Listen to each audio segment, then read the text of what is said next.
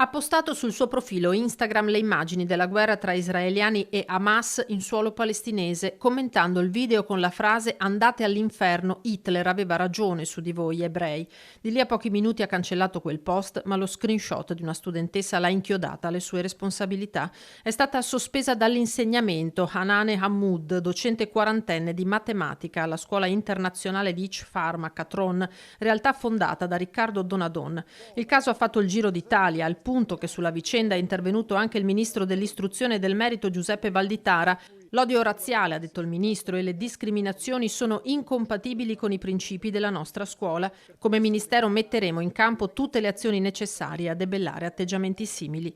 La docente, che insegna a Roncade dal 2021, si è ben presto resa conto di aver passato il limite e di fronte alle autorità scolastiche ha dovuto risponderne. Abbiamo immediatamente cercato di ricostruire l'accaduto chiedendo all'insegnante la veridicità della notizia che lei ha ammesso, rendendosi conto della gravità del fatto, hanno fatto sapere dalla scuola in una nota. Hammoud ha incontrato per un confronto non solo la direzione dell'istituto ma anche gli studenti, dimostrandosi emotivamente devastata per l'accaduto e scusandosi.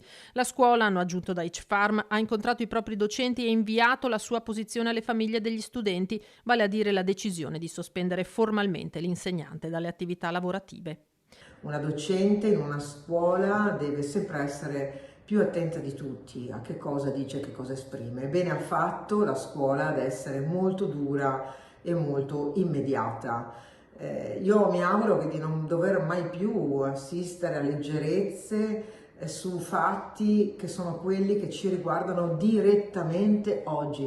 Oggi c'è chi vuole l'odio religioso. Da Ichfarm hanno sottolineato che saranno assunte tutte le misure necessarie per garantire il benessere della comunità scolastica. Il riferimento non è solo al clamore che la vicenda ha suscitato, ma anche al timore per la sicurezza del campus di Catron, una comunità di 3.000 giovani. L'accesso all'area è stato blindato, posizionando vigilanti privati agli ingressi. Il tema è estremamente delicato. Il preside della scuola ha condannato il linguaggio estremista della docente, proseguendo: frasi che istigano all'odio sono inaccettabili. Israele è stata sotto attacco il giorno 7 di ottobre e da quel giorno e dei giorni precedenti, quando magari la nostra attenzione era rivolta altrove, ci siamo resi conto della violenza più estrema, la più efferata contro famiglie e bambini. Ecco, nessuno può trovare giustificazione a quello.